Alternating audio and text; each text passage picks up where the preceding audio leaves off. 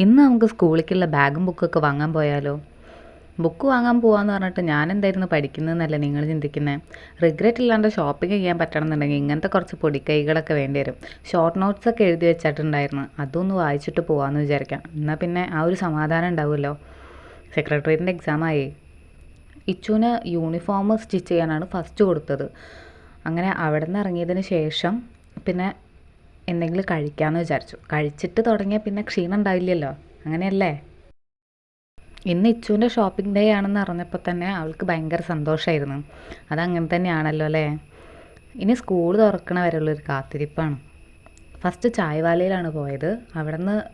അവിടുത്തെ സിഗ്നേച്ചർ ചായയും ലോഡഡ് ഫ്രൈസും മോമോസും പിന്നെ സമൂസയാണ് കഴിച്ചത്.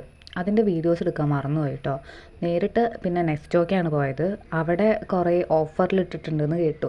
അപ്പോൾ പിന്നെ അവിടെ പോയിട്ട് നമുക്ക് ഇഷ്ടപ്പെട്ടത് എന്തെങ്കിലും ഉണ്ടെന്നുണ്ടെങ്കിൽ അവിടെ നിന്ന് എടുക്കാമെന്ന് വിചാരിച്ചു. ഈ ബ്ലൂ ടോപ്പ് എങ്ങനെയുണ്ട്? നല്ല ഭംഗിയില്ലേ?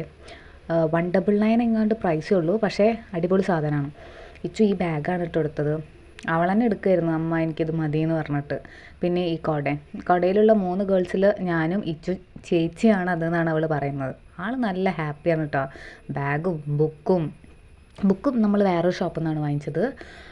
ബാഗ് നല്ലൊരു ബാഗ് കിട്ടി. പിന്നെ കുട വാങ്ങിച്ചു. പിന്നെ കാൽക്കുലേറ്ററുള്ള പൗച്ചൊക്കെയാണ് പ്രാവശ്യം വാങ്ങിച്ചിട്ടുള്ളത്.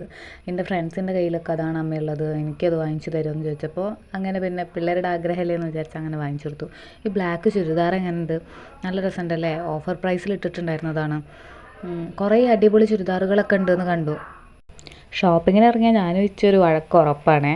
അതിൻ്റെ ഭാഗമായിട്ടുള്ള പിണങ്ങിയതാണ് നിങ്ങൾ കാണുന്നത്. കുറച്ച് സമയത്തേക്ക് അത് നീളുള്ളൂ, അപ്പോഴേക്കും ഞങ്ങൾ റെഡിയാവും.